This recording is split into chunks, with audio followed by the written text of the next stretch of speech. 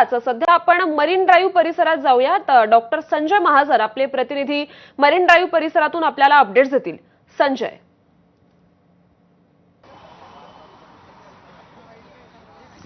नक्कीच श्रुती, सध्या मी marine drive परिसरात आहे।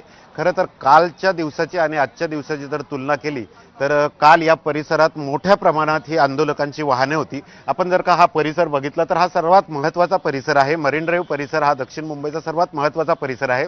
काल या सर्व परिसरात आंदोलकांची मोठ्या प्रमाणात वाहनं होती आणि त्यामुळे थोडी वाहतूक कोंडीची समस्याही निर्माण झाली होती। मात्र आज जर का चित्र बघितलं तर न्यायालयाच्या जे काही सूचना आहेत, न्यायालयाचे जे आदेश आहेत, त्यानंतर मनोज जरांगे यांचं कार्यकर्ते किंवा त्यांचे आंदोलक हे ऐकतायत असं चित्र या ठिकाणी दिसतंय।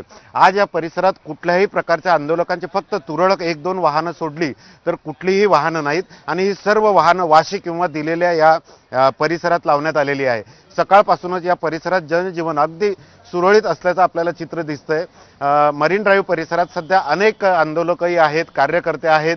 या परिसरात ते सहजच फिरायला आले आहेत। मात्र वाहतूक कोंडीची समस्या किंवा घोषणाबाजी किंवा काल जे काही अनेक प्रकार रस्त्यावर घडले होते अशा प्रकारचा कुठलाही प्रकार या परिसरात दिसत नाही। मोठ्या प्रमाणात जरी कार्यकर्ते किंवा आंदोलक या परिसरात दिसत असले तरी मात्र मरीन ड्राईव्ह परिसरात हे आता जनजीवन अगदी पूर्वपदावर असल्याचं आपल्याला बघायला मिळत आहे। काही आंदोलक आपल्यासोबत, तुम्ही कुठून आलात? मी जामखेड अहिल्यानगर।